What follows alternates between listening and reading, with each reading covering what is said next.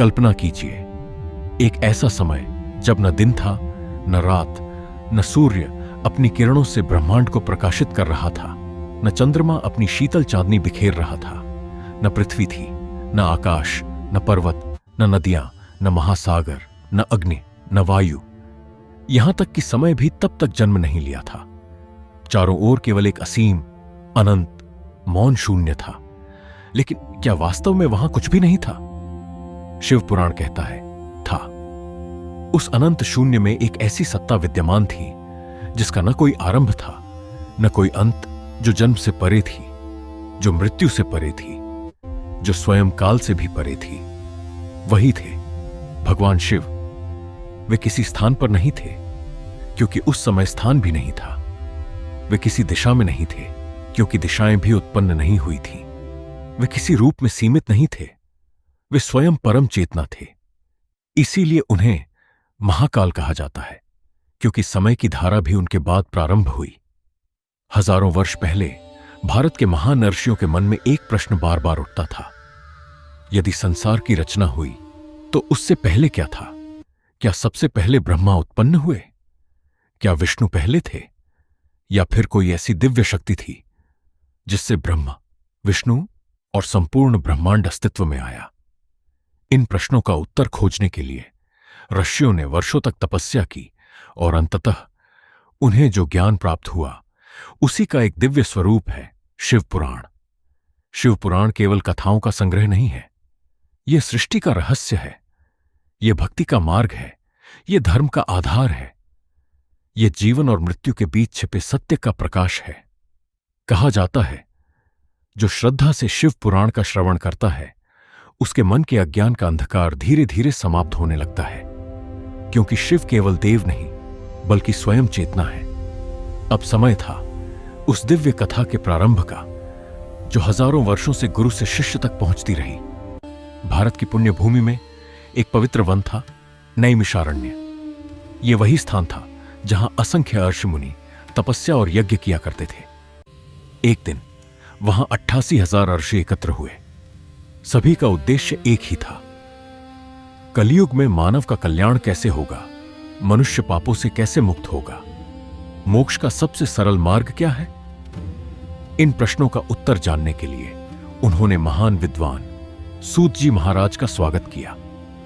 सभी ऋषियों ने उन्हें प्रणाम किया, आसन ग्रहण कराया और विनम्रता से कहा, हे सूत जी, आपने महर्षि वेदव्यास से सभी पुराणों का ज्ञान प्राप्त किया है।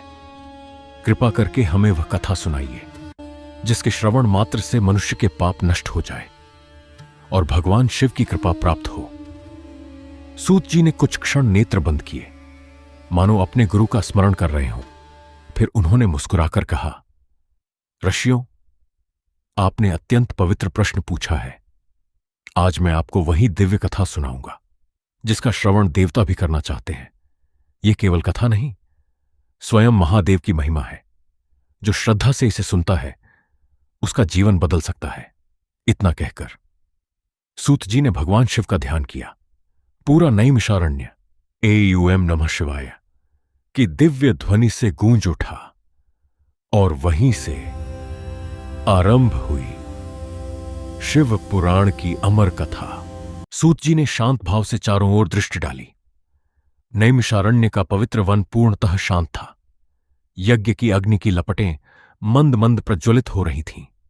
सभी आर्षि एकाग्रचित्त होकर सूत जी के प्रत्येक शब्द को सुनने के लिए उत्सुक थे। सूत जी बोले, हे महर्षियों, यह कोई साधारण कथा नहीं है। यह वही दिव्य ज्ञान है जिसे स्वयं महादेव ने प्रकट किया। मेरे गुरुदेव महर्षि वेदव्यास ने इसे मुझ तक पहुंचाया और आज मैं उसी पवित्र परंपरा का पालन करते हुए आपको ये अमृतमयी कथा सुनाने जा रहा हूं। कुछ क्षणों के लिए पूरा वातावरण मौन हो गया। फिर सूत जी ने कहा, सबसे पहले उस समय को समझिए जब इस दृश्य ब्रह्मांड का अस्तित्व ही नहीं था। न पृथ्वी थी, न आकाश, न सूर्य था, न चंद्रमा, न देवता थे, न असुर, न मनुष्य, न दिन था, न रात, न काल का प्रवाह था। उस समय केवल एक ही परम सत्य विद्यमान था, परब्रह्म सदाशिव। वे न जन्म लेते हैं, न उनका कभी अंत होता है। वे निराकार भी हैं और अपनी इच्छा से साकार भी हो जाते हैं। वे गुणों से परे भी हैं और भक्तों के कल्याण के लिए गुणों सहित भी प्रकट होते हैं। सूत जी बोले, हे ऋषियों, जैसे सूर्य के उदय होने पर अंधकार स्वयं मिट जाता है, उसी प्रकार सदाशिव के ज्ञान से अज्ञान का नाश हो जाता है। समस्त सृष्टि उन्हीं से प्रकट होती है और कल्प के अंत में फिर उन्हीं में लीन हो जाती है। सभा में बैठे सभी आर्ष मंत्रमुग्ध होकर यह रहस्य सुन रहे थे। तभी महर्षि शौनक ने विनम्रता से प्रश्न किया, हे सूत जी, यदि केवल सदाशिव ही परम सत्य हैं, तो यह सृष्टि कैसे प्रारंभ हुई? ब्रह्मा, विष्णु और अन्य देवताओं का प्राकट्य कैसे हुआ? सूत जी मुस्कुराए। उन्होंने कहा, ऋषिवर, आपने वही प्रश्न पूछा है जिसका उत्तर जानने की इच्छा देवताओं ने भी की थी। अब मैं आपको सृष्टि के आरंभ का वह दिव्य रहस्य सुनाऊंगा, जिसे सुनकर मनुष्य भगवान शिव की महिमा को समझ सकता है। सूत जी ने अपनी आंखें बंद कीं। उन्होंने भगवान शिव का स्मरण किया। पूरे नैमिषारण्य में ऐसा प्रतीत हुआ मानो वातावरण स्वयं पवित्र हो उठा हो। यज्ञ की अग्नि और अधिक तेजस्वी दिखाई देने लगी। वन में बहने वाली मंद पवन भी जैसे इस दिव्य कथा की साक्षी बन गई। सूत जी ने पुनः अपने नेत्र खोले और गंभीर स्वर में कहा, अब ध्यानपूर्वक सुनिए, कैसे सदाशिव की दिव्य इच्छा से सृष्टि का प्रथम क्रम प्रारंभ हुआ, कैसे प्रकट हुए भगवान विष्णु, कैसे ब्रह्मा का प्राकट्य हुआ और कैसे एक समय ब्रह्मा और विष्णु के बीच ऐसा विवाद उत्पन्न हुआ जिसने संपूर्ण ब्रह्मांड को हिला दिया। उस विवाद को समाप्त करने के लिए स्वयं भगवान शिव एक ऐसे दिव्य रूप में प्रकट हुए जिसका न आदि था न अंत। वह था अनंत ज्योतिर्लिंग। यहीं से प्रारंभ होती है उस अद्भुत घटना की कथा, जिसे सुनकर देवता भी आश्चर्यचकित रह गए थे। सूत जी के अंतिम शब्दों के साथ पूरा नैमिषारण्य गहरे मौन में डूब गया। यज्ञ की अग्नि की लपटें आकाश की ओर उठ रही थीं। वन में बहने वाली मंद पवन भी मानो इस दिव्य रहस्य की साक्षी बन गई थी। सभा में बैठे सभी अर्षियों के मन में अब केवल एक ही प्रश्न था, यदि सदाशिव ही समस्त सृष्टि के मूल हैं, तो फिर ब्रह्मा और विष्णु का प्राकट्य कैसे हुआ? और वह कौन सी घटना थी जिसने स्वयं देवताओं को भी विस्मित कर दिया?